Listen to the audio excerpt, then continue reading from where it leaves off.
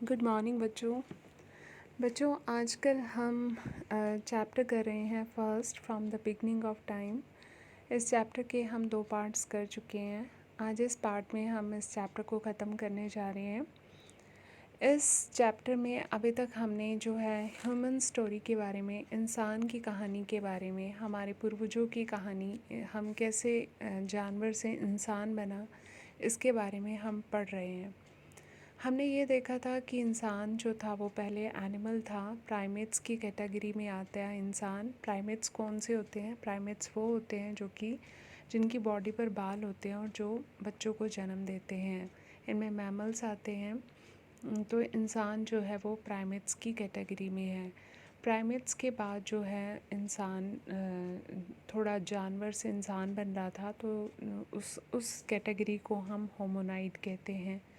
होमोनाइड से जो था वो होमोनिड बना था। होमोनाइड जो था वो 4 पैरों पर चलता था, और होमोनिड जो था वो उसके 2 पैर जो थे अब धीरे धीरे 2 हाथों का काम करने लग गए थे। होमोनिड से जो था वो इंसान बना। हम इस पिक्चर में देख रहे हैं, लास्ट जो है दिस वन, इसमें 5 इंसान दिख रहे हैं। तो इसमें जो लास्ट वाली है दैट इज़ ऑस्ट्रेलोपैथिक्स है। ऑस्ट्रेलोपैथिक्स जो था वो काफ़ी हद तक अब 2 पैरों पर तो चल रहा था, लेकिन उसके जो 2 पैर थे वो अभी हाथ नहीं बने थे पूरी तरीके से। ऑस्ट्रेलोपैथिक्स से जो था होमो बना था। होमो आप देख रहे हो कि अब वो काफ़ी हद तक सीधा होना शुरू हो गया था, और उसके जो 2 पैर थे वो 2 हाथ बनने स्टार्ट हो गए थे। इसके बाद जो था होमो से जो था वो इंसान बना था, that is Homo habilis. Homo habilis जो था वो काफ़ी हद तक अब सीधा हो गया था, और होमो हैबिलिस जो था वो औजार बनाने वाला था। इसके बाद ये देखो इंसान फिर सीधा हो गया, काफ़ी हद तक सीधा हो गया, दैट इज़ होमो इरेक्टस, यानी जो सीधा खड़े होकर पैरों के बल चल सकता था। और ये जो फर्स्ट कैटेगरी है दैट इज़ होमो सैपियंस, जो कि चिंतनशील मनुष्य था, जो कि अपनी प्रॉब्लम्स को काफ़ी हद तक सॉर्ट आउट कर सकता था। अब उसके बाद इंसान जो है वो अभी तक उसका विकास जो है वो जारी है। आज का मानव जो है वो मॉडर्न मैन है, आधुनिक मानव है। ये हम अभी तक 2 पार्ट्स में हम कर चुके हैं। उनके लिविंग स्टाइल के बारे में, उनके खान पान के बारे में, ये सब हम देख चुके हैं। आज हम इस चैप्टर में इंसान की लैंग्वेज कैसे डेवलप हुई, और उसने कौन कौन से टूल्स बनाए थे और उनका वो यूज़ कैसे करता था, इसके बारे में हम पढ़ने जा रहे हैं। तो सबसे पहले हम उसके टूल्स के बारे में पढ़ लेते हैं कि इंसान जो था वो पत्थर के औजार बनाने, और सबसे पहले हम देखते हैं कि इनके जो सबूत हैं वो हम इन वेपन्स के सबूत हमें मिले कहाँ से हैं।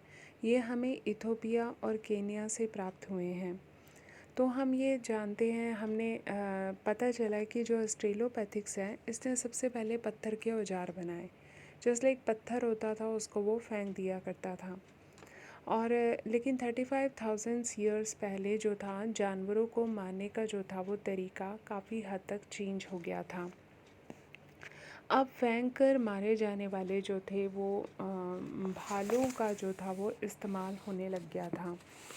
इसके अलावा जो था वो बो और एरो, धनुष बाण का भी जो था वो इस्तेमाल करने लग गया था। और कोई 25,000 ईयर्स पहले उसने चेसल नाम के टूल्स यानी छेनी जैसे छोटे औजार बनाने भी शुरू कर दिए थे।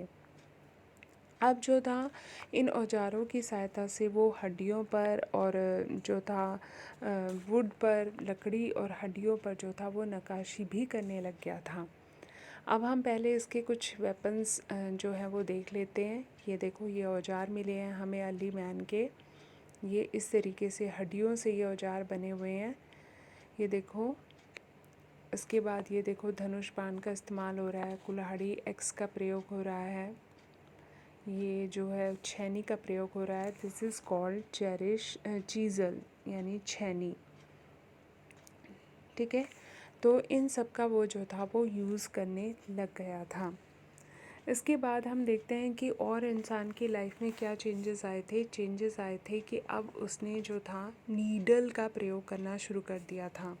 ये देखो नीडल है जो कि हड्डियों से बनी हुई है, क्योंकि उस टाइम जो था उसने जो था मिनरल्स वगैरह की तो खोज की नहीं थी, तो इन हड्डियों के इस्तेमाल से, इन हड्डियों की नीडल से जो था वो कपड़े सिला करता था। इसके हमें कोई सबूत जो हैं वो 25,000 ईयर्स पहले मिले हैं, सिले हुए कपड़ों के औजार। क्योंकि बहुत पहले तो इंसान जो था वो जानवरों की तरह न्यूड ही रहता था, फिर उसने जो था कपड़े बनाने शुरू किए थे।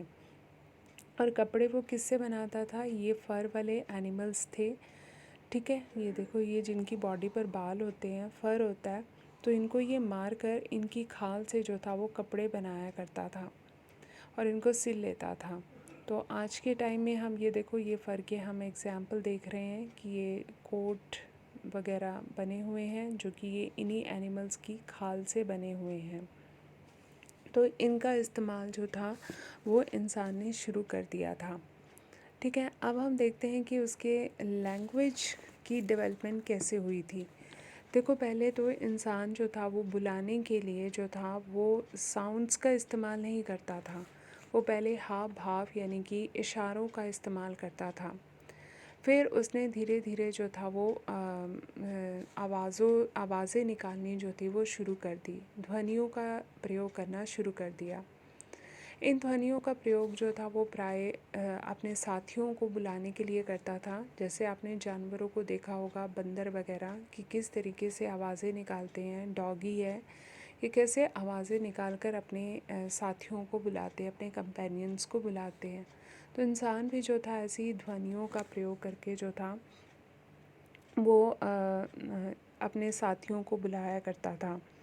फिर धीरे धीरे उसके जो गले में स्वर तंत्र, जो वोकल सिस्टम है, उसकी डेवलपमेंट होनी स्टार्ट हुई और इससे वो जो था गाने या गुनगुनाने जैसे वर्ड्स जो थे वो बोलना उसने मतलब शुरू किया, आवाज़ों का निकालनी शुरू की।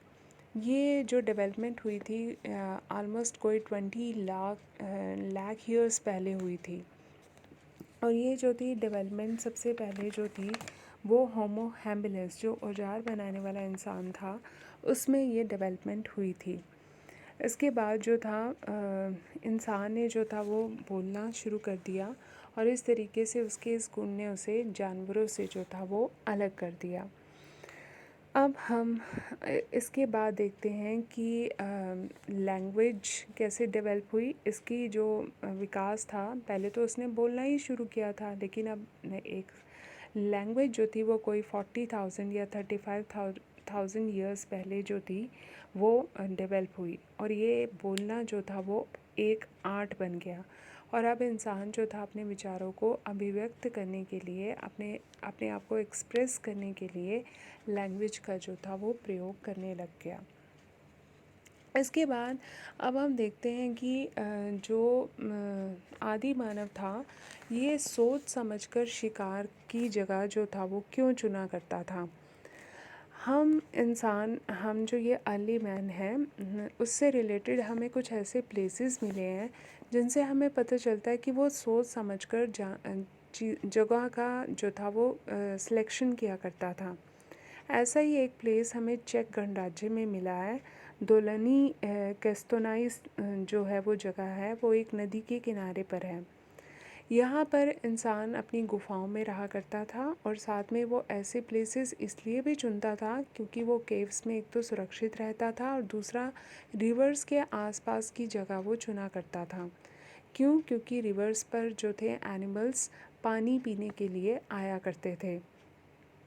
तो वो इंसान का उस टाइम जो था बस एक ही मकसद था कि वो जानवरों को मारने के तरीक़ों से परिचित हो जाए। इसलिए जो था वो इंसान जो था यहाँ पर अपने साथियों के साथ मिलकर जो था इन गुफाओं में प्लान किया करता था एनिमल्स को मारने के लिए। और नदियों के किनारों को वहाँ चुना करता था क्योंकि वहाँ पर ऑटम सीज़न और स्प्रिंग सीज़न में घोड़े और रेंडियर जो थे वो एनिमल्स के ग्रुप आया करते थे और इस तरीके से इंसान जो था बड़े पैमाने पर इनकी हंटिंग किया करता था, इनका शिकार किया करता था। इसके बाद ये तो हमारी अर्ली मैन की स्टोरी यहाँ पर ख़त्म होती है। इसके बाद अब हम देखते हैं कि हम जो आर्कियोलॉजिस्ट हैं, हिस्टोरियंस हैं, साइंटिस्ट हैं, वो इस अर्ली मैन की स्टोरी के बारे में और ज़्यादा जानना चाहते हैं। तो वो कहते हैं कि अभी भी वर्ल्ड में ऐसे कई कंट्रीज़ हैं जहाँ पर ऐसे कई कबीले हैं जो कि उनकी जो लाइफ है, स्टाइल है, वो अर्ली मैन के काफ़ी नज़दीक है। ऐसा ही एक ग्रुप जो है हादजा जनसमूह है। ये जो कबीला है, ये ट्राइबल पीपल हैं, ये अफ्रीका का एक ग्रुप है। ये देखो, इसकी ये मैं इमेज दिखा रही हूँ। ये अफ्रीका का एक ग्रुप है, ठीक है। और आर्कियोलॉजिस्ट चाहते हैं, पुरातत्ववेता और हिस्टोरियंस चाहते हैं कि हम अगर इनके लाइफस्टाइल को देखें तो हमें काफ़ी हद तक अर्ली मैन को समझने में हेल्प मिलेगी। लेकिन एक दूसरा ग्रुप कहता है कि नहीं, ये अब काफ़ी डेवलप हो चुके हैं, ये अर्ली मैन से काफ़ी आगे आ चुके हैं, ये लोग खेती करना जानते हैं, जबकि अर्ली मैन खेती करना नहीं जानता था। इनका काम सिर्फ हंटिंग करना नहीं है। अब हम इस हादजा जो ट्राइबल पीपल हैं, इनके बारे में पढ़ते हैं कि इनकी जो फीचर्स थी, इनकी विशेषताएं क्या थी।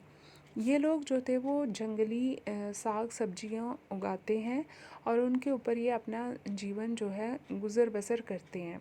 ये हंटिंग भी करते हैं, शिकार भी करते हैं, लेकिन ये हाथी का मांस नहीं खाते हैं, जबकि अर्ली मैन तो हाथी का मांस बड़े शौक से खाया करता था। हमें काफ़ी एविडेंस मिले हैं।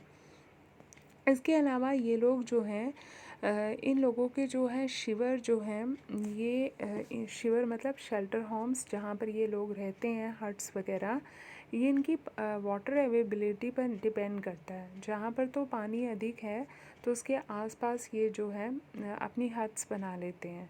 और जब रेनी सीज़न आता है, नमी का मौसम आता है, तब ये लोग जो हैं इनके जो घर होते हैं वो प्राय छोटे होते हैं और दूर दूर तक फैले होते हैं। परंतु सूखे के मौसम में जो है ये वाटर रिसोर्सेज के पास बड़े बड़े शिविरों में इकट्ठे होकर रहते हैं, ठीक है। ये लोग काफ़ी रिसोर्सफुल हैं। जब सूखे का मौसम आता है, जब यानी जंगल में साग सब्जियां फल फ्रूट ख़त्म हो जाते हैं, तो फिर भी ये लोग जो हैं इनको पास खाने के लिए जो है बेरीज़ और फ्रूट्स वगैरह काफ़ी अवेलेबल रहते हैं। तो ये इनके पास कभी भी खाने की जो है वो शॉर्टेज नहीं होती है। और सेकंड, ये एक नोमैडिक लाइफ जीते हैं, यानी जगह बदल बदल कर ये घूमते रहते हैं, एक ही जगह पर टिक कर नहीं रहते हैं। ये जस्ट लाइक शिफ्टिंग एग्रीकल्चर करते हैं। जब किसी जगह की फर्टिलिटी ख़त्म हो जाती है तो ये इस जगह को छोड़कर दूसरी जगह पर चले जाते हैं। तो हम देखते हैं कि इनका ये सोच समझ सकते हैं, इनके इंटेलिजेंसी लेवल जो है वो अर्ली मैन से काफ़ी अधिक अच्छी हो चुकी है। तो अगर हम ये कहें कि हम इनके एग्ज़ाम्पल से हम अर्ली मैन को समझ लें, तो मुझे तो वो गलत ही लग रहा है। तो ये, हाँ, ये ठीक है कि ये इतने अभी डेवलप नहीं हुए हैं जितना आज का इंसान सिटीज़ में रहने वाला इंसान डेवलप हो चुका है। स्टिल फिर भी ये विकास की तरफ अपना कदम उठा रहे हैं और आने वाले टाइम में होप्स हो कि ये पहुंच भी जाएंगे, ठीक है। तो ये आपका आज का जो था वो चैप्टर था, ये इसके साथ ही आपका ख़त्म हुआ। अब मैं मंडे को जो है इस चैप्टर 1 का जो है आपका टेस्ट लूँगी। तो सभी स्टूडेंट्स जो हैं अपने असाइनमेंट के लिए तैयार रहें, और जिन स्टूडेंट्स ने हिस्ट्री ली हुई है वो प्लीज़ इस वीडियोस को, इन तीनों पार्ट्स को अच्छे से देखेंगे और मुझे असाइनमेंट सॉल्व करके दिखाएंगे, और मुझे मेरे पर्सनल नंबर पे सेंड करेंगे आप सभी बच्चे, और आपके मार्क्स जो हैं वो ऐड होंगे आपके टेस्ट वगैरह में, ठीक है। और ये मैं आपको जो पीडीएफ फाइल सेंड कर रही हूँ, पहले मैं आपको पीडीएफ फाइल जो थी वो इकट्ठे ही Hindi medium English medium send कर रही थी, तो आई थिंक कई बच्चे खोलकर भी नहीं देख रहे हैं। तो अब मैंने आज से अलग अलग सेंड किया, आई थिंक आप समझे नहीं थे तब, तो अब मैंने आज से अलग अलग सेंड करनी स्टार्ट कर दी हैं। तो जिन स्टूडेंट्स ने ये चैप्टर अपनी कॉपी पे नहीं उतारे हैं, तो वो प्लीज़ इन पीडीएफ फाइल में से अपनी कॉपी पे वो क्वेश्चन आंसर उतार लें, क्योंकि आपने एग्ज़ाम्स में उन्हीं कॉपी का ही सहारा लेना है, ठीक है। तो ये काम आज आप करेंगे और टेस्ट की तैयारी अच्छे से करेंगे। हैव ए नाइस डे बेटा, गॉड ब्लेस।